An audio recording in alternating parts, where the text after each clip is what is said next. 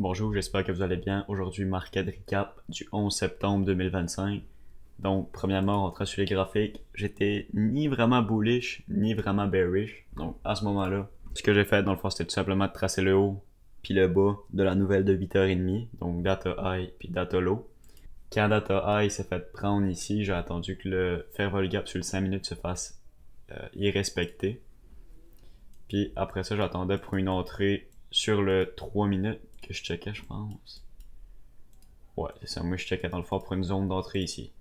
Parce que je m'attendais qu'on aille chercher Datalo après. Mais finalement, on s'est jamais rendu là. Donc, j'avais un stop loss ici avec un take profit en bas. Mon break-even arrêté ici.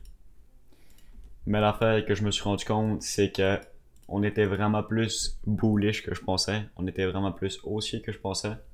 Donc, on n'avait pas nécessairement besoin de venir prendre ce bas-là. Ce que j'aurais dû attendre, ça aurait principalement été une confirmation sur les plus petites time frames. Donc, par exemple, ici, on était sur une minute, j'aurais pu juste attendre que ce fair value gap là se fasse irrespecter.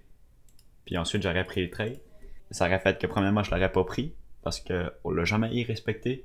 Puis deuxièmement, ça aurait juste fait une meilleure entrée parce que j'aurais rentré plus bas ici, mais mon stop aurait été au dernier haut ici. Donc, j'aurais eu un meilleur risque-reward. Donc, ça aussi, ça va être à checker pour les prochaines fois. De regarder ici. Lui était de 2.38 de base, tandis que lui aurait été d'environ 2.5. Donc le risque-reward aurait à peu près été le même, mais j'aurais eu plus de confirmation puis plus de conviction dans mon modèle. Donc, erreur numéro 1 de la journée, ça a été de prendre cette perte-là. Je me suis pressé un peu pour le prendre.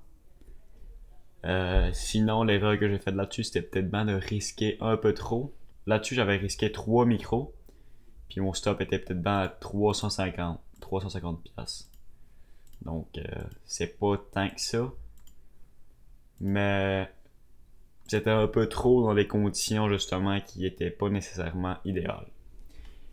Donc ensuite de ça, on avance. Puis là, si on allait sur le 5 minutes, on pouvait clairement voir qu'on était haussier jusqu'à justement ce haut là ici. Puis ce que j'ai attendu moi, c'est qu'on revienne dans le fair value gap ici. Puis c'est là que j'ai pris un long.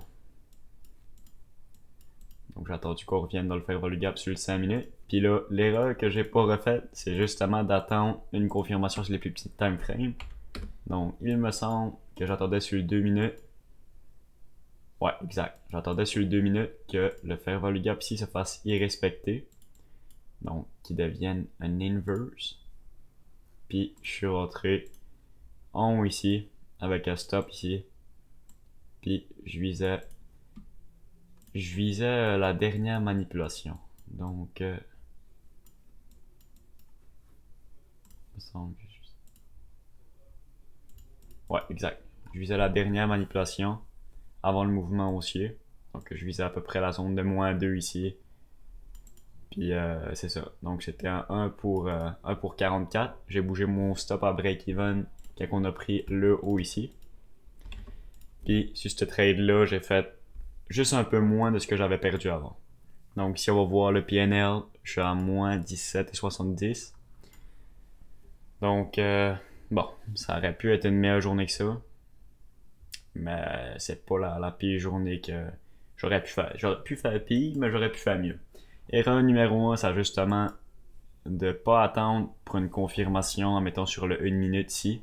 Donc ça aurait vraiment été une belle confirmation à attendre. Là. Juste attendre qu'il respecte ce fair value gap là. Puis juste attendre pour ça, ça m'aurait pas fait prendre le trade. Donc j'aurais évité une perte. Puis ensuite de ça ici, ben, vu que j'avais déjà pris une perte sur le premier trade, j'ai de-risk un peu. Donc, je risquais moins sur le deuxième trade. Donc, j'aurais pris une meilleure win. Donc, j'aurais fait peut-être environ 400 de profit dans la journée. Bon, en tout cas, c'est pas nécessairement une question de profit, c'est juste une question de processus. Puis une question de justement viser à être meilleur de jour en jour en tant que trader. Aujourd'hui, j'avais rien publié sur ma chaîne YouTube. J'avais pas dit que j'étais bullish, j'avais pas dit que si j'étais bearish. C'est tout simplement parce que je le savais pas du tout. J'avais aucune idée où est-ce que le marché voulait aller. Personnellement, c'est comme je disais, moi ce que j'attendais c'est qu'on prenne data high ou data low pour ensuite viser l'opposé. Mais finalement, c'est ça, on a pris data high, mais on n'a pas vraiment été jusqu'au low ici. Mais bon, c'est pas grave, ça va faire une journée de plus d'expérience. Puis si j'ai pas fait de market recap hier, c'est tout simplement parce que j'ai pas pris de trade hier, donc j'étais content de pas avoir pris de trade. Malgré que Blake a en fait 25 000, je pense. C'était le 10. Bon, c'est justement, c'était ici. Blake avait rentré quand on avait irrespecté le fair value gap sur 1 minute. Il avait pris un long comme ça ici avec un stop loss là. Qui a un take profit ici. En fait, il a fait 20 ou 25 000 là-dessus, donc c'est un trade que j'aurais pu prendre, mais hier j'avais pas beaucoup de conviction, donc j'aimais mieux pas prendre de trade, puis j'ai vraiment été content à la fin de la journée de rien avoir pris, de rien avoir risqué. Puis aujourd'hui aussi, gars, si on regarde par en arrière, je suis bien content. Ça aurait vraiment pu être mieux, mais avec les conditions qu'on avait aujourd'hui, c'était pas les meilleures conditions non plus, donc on va prendre ce que le marché m'a donné. Puis je vous souhaite une bonne journée, à la prochaine.